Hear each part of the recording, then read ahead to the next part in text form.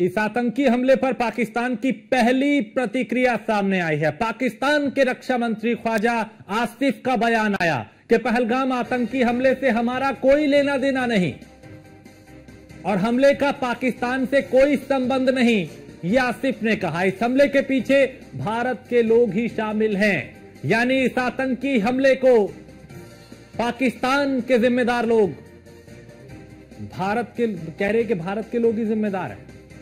ये वो पाकिस्तान है जो आतंकियों को पूजता है, जो आतंकियों को पालता है, जो आतंकियों को पाल पोस के उनको दूसरे देशों में दहशत फैलाता है। उसी पाकिस्तान के जिम्मेदार रक्षा मंत्री ख्वाजा आसिफ का यह बयान, क्योंकि पाकिस्तान के सेना प्रमुख ने पिछले सप्ताह यह बयान दिया था कि कश्मीर पाकिस्तान के गले की नस है, हम कश्मीरियों का साथ नहीं छोड़ेंगे। और इस तरह का हिंदू मुस्लिम को लेकर एक भड़काऊ बयान दिया था और उसके बाद यह हमला। पाकिस्तान कनेक्शन को नकारा नहीं जा सकता। और इससे पहले कि भारत सीधा यह आरोप लगाए कि पाकिस्तान की तरफ से सीधा षड्यंत्र था, उससे पहले यह प्रतिक्रिया आ गई। तो पहलगाम आतंकी हमले से हमारा कोई लेना देना नहीं, पाकिस्तान के रक्षा मंत्री ने कहा। और हमारे एसोसिएट एडिटर ब्रिजेश श्रीवास्तव इस वक्त हमारे साथ। ब्रिजेश जी, चूंकि हमला ऐसा था जिसने पूरे देश को झकझोर दिया, लेकिन अब पाकिस्तान के रक्षा मंत्री का यह कहना कि हमारा कोई लेना देना नहीं, यानी आरोप लगने से पहले ही पल्ला झाड़ रहे हैं।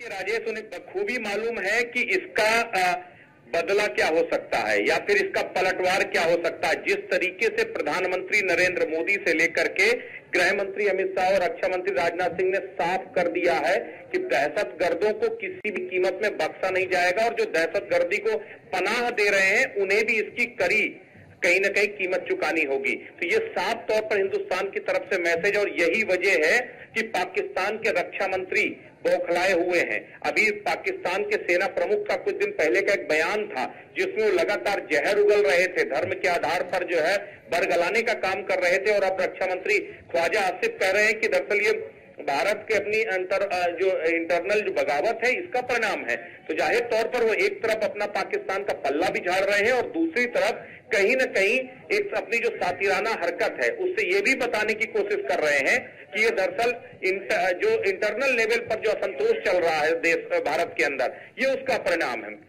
लेकिन जिस तरीके से सरकार ने संकेत दिए हैं कि किसी भी दहशतगर्द को बख्शेंगे नहीं, तो ये बात इंतजार कीजिए कि बहुत जल्द कुछ बड़ा एक्शन होने वाला है। तो क्या ये पाकिस्तान की बौखलाहट है? क्योंकि 2019 में जब पुलवामा अटैक हुआ उसके बाद सर्जिकल स्ट्राइक हुआ था। अब जिस तरह की सीसीएस की बैठक, ऑल पार्टी मीटिंग, रक्षा मंत्रालय की बैठक, तीनों सेनाओं प्रमुख की बैठक, ये बता रहा है कि कुछ बड़ा होने वाला है।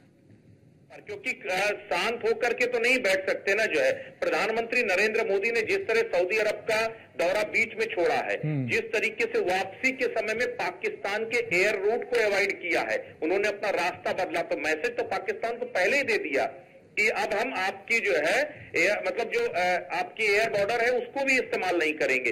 एक मैसेज था ये जो है अपने आप में। प्रधानमंत्री एयरपोर्ट पहुंचते, एयरपोर्ट पे ही अजीत डोभाल इसके साथ जो है डिफेंस सेक्रेटरी और सारे अधिकारियों के साथ बैठक करते हैं एयरपोर्ट पर ही। तो आप इसकी गंभीरता को समझ सकते हैं कि भारत सरकार कितनी गंभीर है। पूरा देश गुस्से में है। केवल पर्यटकों पर यह हमला नहीं है बल्कि इस देश के अपने जो है प्राइड पर यह अटैक हुआ है। और जाहिर तौर पर हमने पुलवामा का बदला लिया था, हमने पुलवामा के बाद सर्जिकल स्ट्राइक की थी और पूरा देश एक बार फिर मांग रहा है कि जो आतंक के पनाहगार हैं और जो आतंक के अड्डे हैं उनको नेस्तनाबूद करना होगा। तो सरकार जाहिर तौर पर चाहे वो सेना हो या इंटरनल सुरक्षा एजेंसियां हों, वो सभी पूरी तरीके से एक्टिव मोड में है। उरी में 2 आतंकियों को ढेर किया गया है, पुलवामा में लगातार आतंकियों की जो है निगरानी की जा रही है, उनको ट्रैक किया जा रहा है। तो एक तरफ सेना का अपना एक्शन है और दूसरी तरफ डिप्लोमेटिक और जो है पॉलिटिकली अगर देखा जाए जो है, क्योंकि आप सोचिए अमेरिका का समर्थन, रसिया का समर्थन, दुनिया के तमाम मुल्कों का समर्थन जो है इस वक्त भारत के साथ खड़ा हुआ है। तो जाहिर तौर पर पलटवार के लिए पाकिस्तान इस समय दहशत में है। उसे लग रहा है कि भारत अगर पलटवार करेगा तो उसको बड़ी कीमत चुकानी पड़ेगी। इसीलिए पाकिस्तान के रक्षा मंत्री ख्वाजा आसिफ जो है पहले से सफाई दे रहे हैं और ये कह रहे हैं कि आपका इंटरनल मसला है, इससे पाकिस्तान का कोई लेना देना नहीं। लेकिन हर किसी को मालूम है कि टीआरएफ लश्कर के जरिए ऑपरेट होता है। हर किसी को मालूम है कि लश्कर को पनाह कौन पाकिस्तान देता है, लश्कर को फंडिंग आईएसआई करती है। तो हर किसी को कनेक्शन मालूम है और इस घटना ने एक बार फिर पाकिस्तानी कनेक्शन को पुख्ता किया है। तो पाकिस्तान कितना भी नानुकुर करे, कितना भी इससे इंकार करे, लेकिन हकीकत यही है कि चाहे वो पाकिस्तान आर्मी हो, पाकिस्तान की खुफिया एजेंसी आईएसआई हो, इन सब का पुलवामा की इस घटना से कहीं न कहीं परोक्ष या अपरोक्ष रूप से लेना देना था।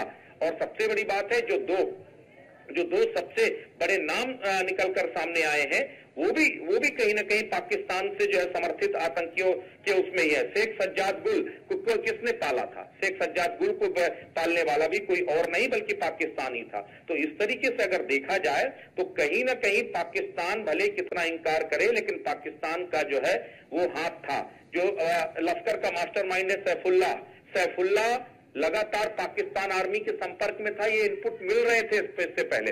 सैफुल्ला ने पीओके में आकर के जहर उगला था और साफ तौर पर चेतावनी दी थी कि भारत उसे कीमत चुकानी पड़ेगी। और उस सैफुल्ला को समर्थन कौन दे रहा है? उस सैफुल्ला को समर्थन देने का काम तो पाकिस्तान कर रहा है।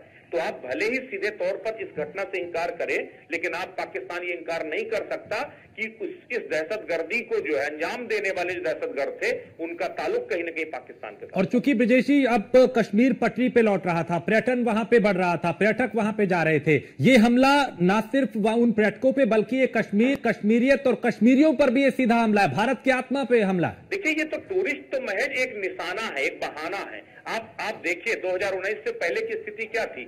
हर हाथ में पत्थर था कश्मीर के अंदर। लेकिन 2019 के बाद क्या, 370 खत्म होने के बाद न सिर्फ दहशतगर्दी का खात्मा हुआ, दहशतगर्दी में कमी आई, बल्कि इसके साथ ही जो लोकल सपोर्ट हुआ करता था मिलिटेंट के साथ, वो लगातार कम हुआ।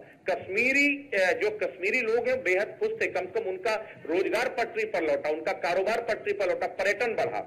एक आंकड़ा उठा करके देखिए, 2020 में सिर्फ 34 लाख पर्यटक आए थे, लेकिन 2024 में 2 करोड़ 35 लाख पर्यटक अकेले कश्मीर में आए। तो आप सोचिए पर्यटन किस तरीके से बढ़ा है। पर्यटन बढ़ा है तो वहां के लोगों की आर्थिक जो अर्थव्यवस्था है वो बेहतर हो रही है। वहां के लोगों की बैकबोन ही वहां का पर्यटन है। और इस पर पर्यटक पर हमला करके सीधे तौर पर कश्मीर की आवाम को जो है सड़क पर लाने का काम इन दहशतगर्दों ने किया है, क्योंकि वो जानते हैं कि अगर पर्यटन यहां से खत्म हो जाएगा तो एक बार फिर यही जो कश्मीरी हैं वो 500-500 रुपए के लिए पत्थरबाजी करने के लिए मजबूर हो जाएंगे। बिल्कुल इसके पीछे ये रणनीति हो सकती है। बहुत शुक्रिया ब्रिजेश इस तमाम जानकारी के लिए।